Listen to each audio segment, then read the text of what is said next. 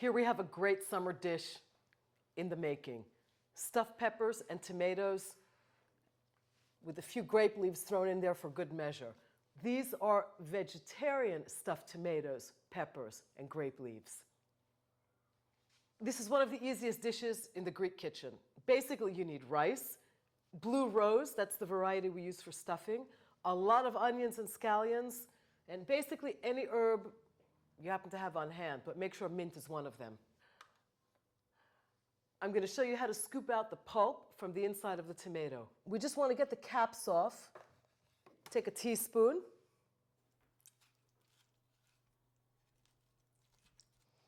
We want to save this. I'm going to cut out the little core here. I left a little bit of the crown on and I'm going to cut around it. We want to save all the pulp, even the seeds, it doesn't matter. I'm going to do the same thing with the pepper.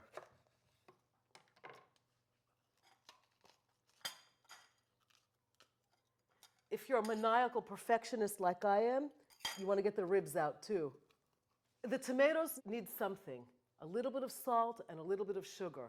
And we turn them over in the pan and let their juices drain out. We want them in the bottom. It's the tasty stuff. I'm done here for a few minutes. I'm going to make my stuffing. And I'm going to show you how easy this whole dish is. I'm going to finally chop my onions. I'm a little bit lazy today. I'm going to use my extremely efficient food processor to do this. This is a coarse chop. What would stuffed tomatoes be without extra virgin olive oil? Especially peppery, harmonious, balanced extra virgin olive oil. PDO Kalamata. I'm going to saute my onions. I'm going to add my scallions and my garlic to this.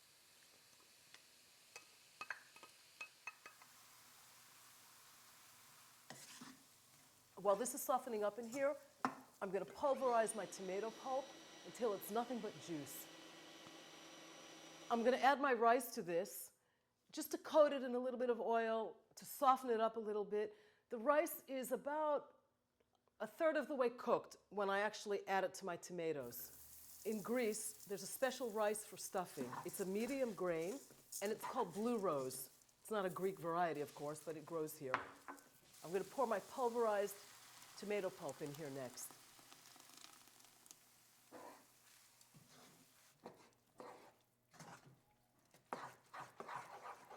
A little salt and pepper.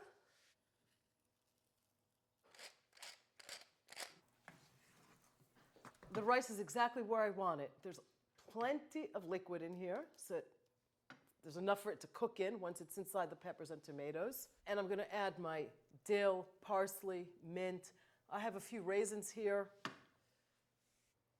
and a cinnamon stick. It simmers in the rice and I take it out when the rice is ready to go in there. And a little extra virgin Greek olive oil. Ready to stuff. We're not going to fill this all the way to the top because the rice is going to expand.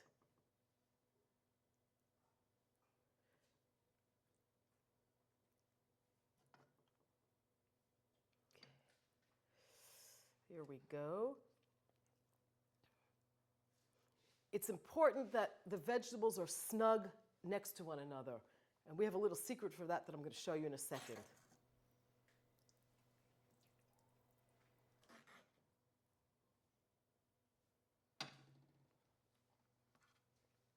Greek cooking is all about economy.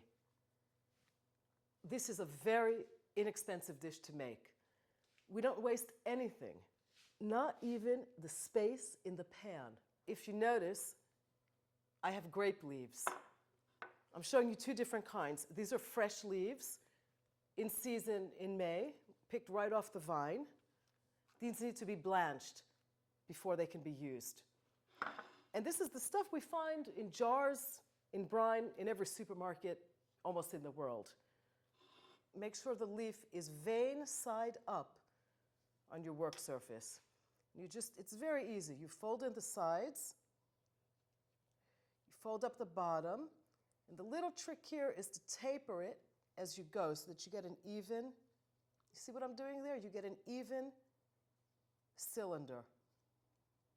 Put it seam side down in the pan. You can also just cut up a potato or a couple of potatoes in chunks and fill in the spaces.